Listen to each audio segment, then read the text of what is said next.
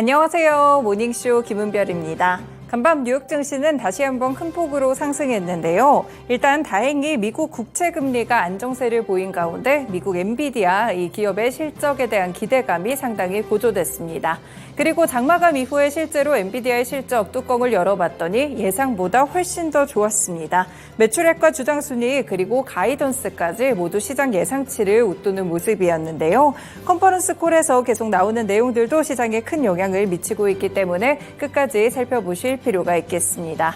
네, 다만 또 경기가 부진하다는 데이터도 나타나고 있는데요. 아직은 온도차가 있는 지표들이 나오고 있기 때문에 이번 주 후반에 열릴 잭슨홀 미팅 그리고 연준의 금리 인상 여부와 관련해서 잭슨홀 미팅에서 조금 더 힌트를 얻어보시면 좋을 것 같습니다. 오늘도 모닝쇼 뉴스부터 체크해 보겠습니다. 네, 첫 번째는 역시나 엔비디아 실적이 되겠죠. 이번에 엔비디아 2분기 실적 너무 좋았습니다. 네, 일단 2분기 매출액은 135억 1천만 달러 그리고 주당 순이익은 2.7달러를 기록했다고 밝혔는데요. 시장의 예상치가 이 매출액은 110억 2,200만 달러였고 이 주당 순이익은 2.09달러였기 때문에 이를 큰 폭으로 상회하는 어닝 서프라이즈 실적이 나왔다고 살펴보실 수 있겠습니다. 사업별 매출도 다 기대 이상이었는데요. 개인 분야에서 사업이 매출은 24억 9천만 달러로 예상치를 웃돌았고요. 클라우드 서버와 관련된 데이터 센터의 매출 역시나 마찬가지로 예상치였던 80억 달러를 훌쩍 웃도는 103억 달러를 기록하기도 했습니다. 향후에 대한 전망이 밝다는 점도 상당히 긍정적으로 평가받고 있는데요. 엔비디아는 3분기 매출의 예상치를 126억 1천만 달러보다 훨씬 더 높은 160억 달러까지 상향 조정했습니다. 연간 기준으로 매출이 전년 대비 약 170% 늘어날 것으로 봤기 때문에 엔비디아의 가이던스가 상향 조정된 이유가 조금 더 큰 폭으로 작용하기도 했었는데요. 그리고 앞으로는 엔비디아는 현재 갖고 있는 고성능 AI 칩 생산을 현재 최대 4배까지 확대할 것으로 보입니다. H100이라고 하죠. 현재 개당 4만 달러 5,340만 원에 달하고 있는데요. 올해는 원래 생산 목표를 50만 대 정도로 잡고 있었는데 내년에는 150만 대에서 200만 대까지 최대 4배까지 늘릴 수 있다는 점을 함께 시사하고 있습니다. 이미 내년 생산분에 대한 판매 예약도 끝난 것으로 알려지고 있고요. 그만큼 수요가 따라오고 있다는 의미겠죠. 이렇게 AI 칩을 앞으로 세운 엔비디아 역시나 실적에 대한 서프라이즈까지 확인되면서 나스닥 지수를 포함해서 앞으로의 지수 흐름도 이끌지 더욱더 기대가 되고 있습니다. 네, 두 번째 소식 살펴보겠습니다.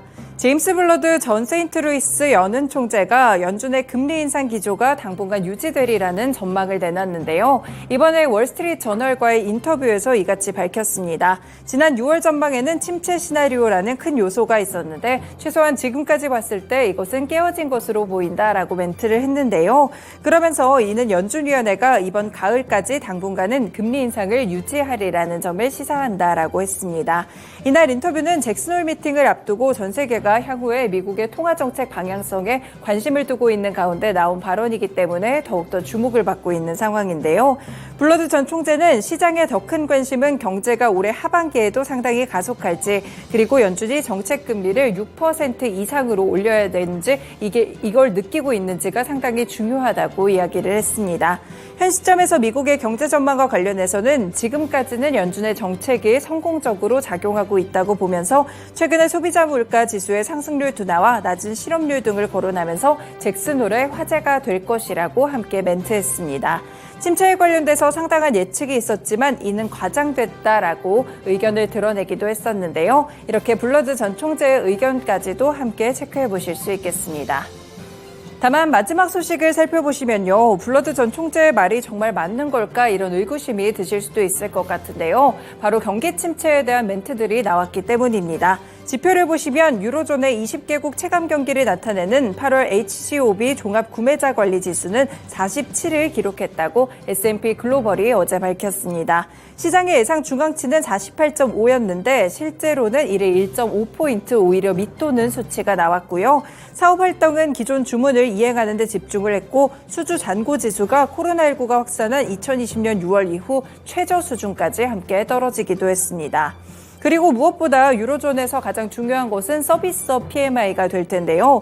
이번에 서비스업 PMI가 7월에 50.9를 기록했었는데 48.3까지 떨어지게 됐습니다. 일단 50을 밑돌았다는 점은 경기 확장이 아닌 경기 축소를 의미하고 있기 때문에 이제는 서비스업도 축소 국면에 들어갔다라는 지표가 확인됐고 이렇게 50을 밑돈 것이 이번이 처음이라고 합니다. 그리고 미국도 마찬가지인데요. 종합생산량 지수가 7월 52에서 8월 50.4로 하락하면서 6개월 만에 최저치를 기록했습니다. 이 미국의 경제 성장을 이끄는 서비스업 PMI도 7월에 52.3에서 8월에는 51포인트까지 소폭 둔화가 됐고요. 제조업의 PMI는 7월 49에서 47로 더 위축되는 모습이었습니다. 크리스 윌리엄슨 S&P 글로벌의 수석 경제학자는 8월의 기업 활동이 거의 정체되면서 3분기 성장할 것으로 예상되는 미국 경제 성장에 대해서 의구심이 더욱더 커지고 있다고 이야기를 했습니다. 네, 이렇게 여러 전문가들의 의견도 함께 부딪히고 있는데요. 경기 침체에서는 벗어났다는 블러드 전 총재의 멘트가 있기는 했지만 실제로 지표에 대한 부분들을 확인을 해보니 지금은 유로존도 그렇고 미국도 그렇고 전반적으로 경기 침체에 대한 지표들이 한 번 더 확인이 됐습니다. 이렇기 때문에 잭슨홀 미팅에서 파월 의장의 입이 더욱더 주목되는 이유입니다. 내일까지 그 소식들 함께 체크해 보셔야겠습니다. 네, 이렇게 간밤에 있었던 소식들 3가지 살펴봤습니다. 모닝쇼 본격적으로 출발합니다.